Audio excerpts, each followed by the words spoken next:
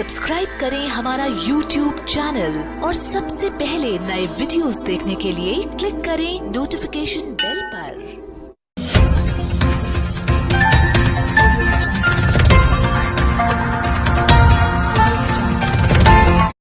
नमस्कार, जो ये आप प्रवासी मजदूरों के चेहरे पर खुशी देख रहे हैं ना, ये वीडियो संत रामपाल जी के सतलोक आश्रम भिवानी की है।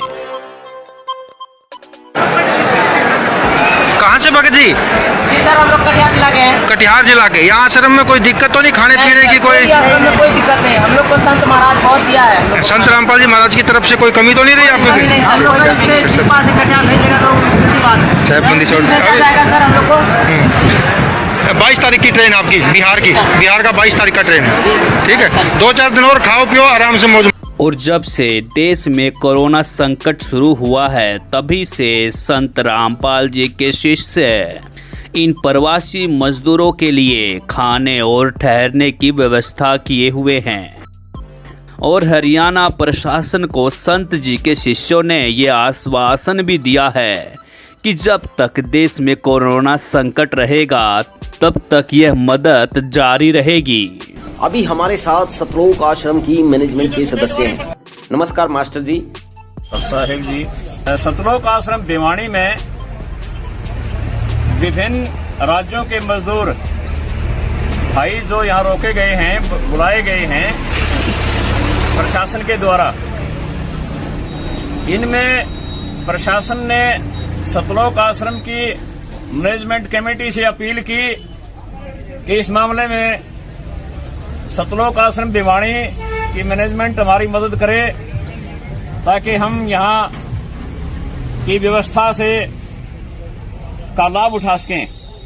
अभी क्या क्या व्यवस्थाएं सरकार के लिए कर रहे हैं, क्या क्या इनको मदद दे रहे हैं?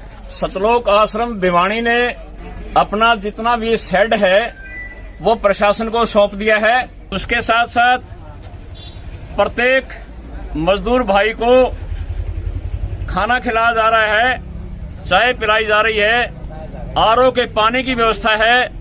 इनके साथ जो अमला लगा है सरकारी, उनको भी ये सभी सुविधाएं उपलब्ध करवाई जा रही हैं जो इनको प्राप्त करना चाहता है। और जब ये चलेंगे, यहाँ से चलते हैं, उनके साथ साथ उनको एक समय का भोजन का पैकेट भी दिया जा रहा है ताकि रास्ते में भूखे ना मरें, अपने गंतव्य पर ठीक से पहुंच जाएं, क्योंकि ये भी उसी परमात्मा के बच्चे हैं जिसके हम हैं। तो जो यहाँ पर आश्रम में बिजली की व्यवस्था है या और खाने पीने की व्यवस्थाएं हैं, ये सभी सतलोक आश्रम भिवानी की मैनेजमेंट द्वारा प्रोवाइड की जा रही है। आपका ये मास्टर बलवान जी का ऐसा कहना है।